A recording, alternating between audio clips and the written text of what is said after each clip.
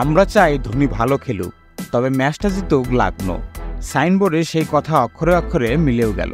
মুস্তাফিজুর রহমান বল হাতে আপ্রাণ চেষ্টা করার পরও লখনৌ সুপার জায়ান্টসের কাছে হেরে গেল চেন্নাই সুপার কিংস। তবে চিরযৌবনা মহেন্দ্র সিং ধোনি ব্যাট হাতে এদিনও মুগ্ধতা ছড়ালেন তরুণ বয়সের ধোনির মতো। লখনৌর ঘরের মাঠে আগে ব্যাট করতে নেমে ব্যাটিং বিপর্যয়ে পড়ে চেন্নাই।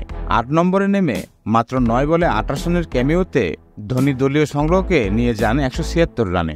এছাড়া আজিঙ্কা রাহানে ২৪ বলে ৩৬, রবীন্দ্র জাদেজা ৪০ বলে অপরাজিত ৫৭, মঈন আলী ২০ বলে ৩০ রানের ইনিংস খেলেন। লখনৌয়ের পক্ষে জোড়া উইকেট শিকার করেন ক্রুনাল পান্ডিয়া। জবাব দিতে নেমে লখনৌয়ের ২ ওপেনার ম্যাচ ছিনিয়ে নেন চেন্নাইয়ের হাত থেকে। মুস্তাফিজ অবশ্য এদিনও বল হাতে আস্থার প্রতিদান দিয়েছেন। অধিনায়কের চাওয়া অনুযায়ী বল হাতে প্রথম ওভারেই ৮ ও দ্বিতীয় ওভারে ৭ রান খরচ করেন।